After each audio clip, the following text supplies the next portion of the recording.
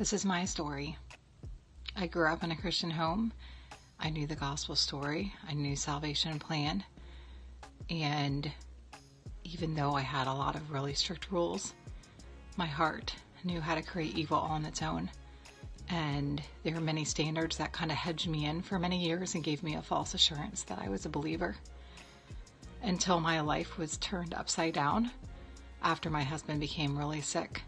And we were in a place for about 3 years where his sickness got worse, and I had 3 little children and felt like I could not get anything right. My marriage was falling apart. The husband that I had married had turned into a different man. Medications had taken a toll on him. I was so exhausted in caring for our kids by myself. I was a pastor's wife. My struggles were so deep. I remember wrestling through the night with such dark thoughts and fears, and being in bondage to those things, and wanting to understand why I didn't have peace and why I didn't have assurance that Jesus was my Savior. And I think that had I not known about the reality of hell, I would have just taken my own life. I had no purpose in living. It was miserable. My life was miserable until God brought a message into my life.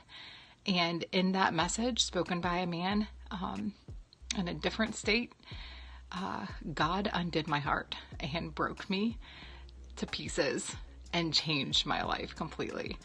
And it was at a time when things were really intense for our family and nothing was going right. We ended up back in the hospital.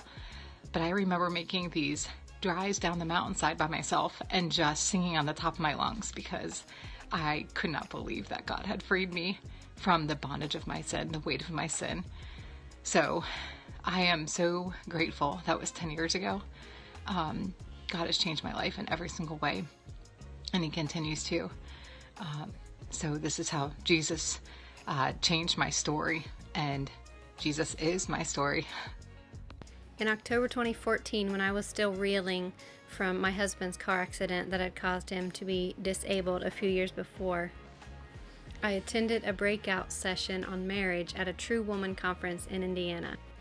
I walked in and sat down beside Nina, whom I had never met before. We immediately started a conversation and began to share about our husbands and their health needs and about the struggles that we were having in learning to adapt. We barely shut the conversation down long enough for the session, and then afterwards we sat in the hall and talked and talked and talked. I don't believe in coincidences. I believe that God writes our stories, and I think that that day God was so delighted that He was bringing us together and that we could just hear each other's hearts and be someone who had a listening ear that understood, because sometimes that's all we need. So Nina has been precious to me ever since, and I'm delighted to be able to share the beautiful Nina with you today.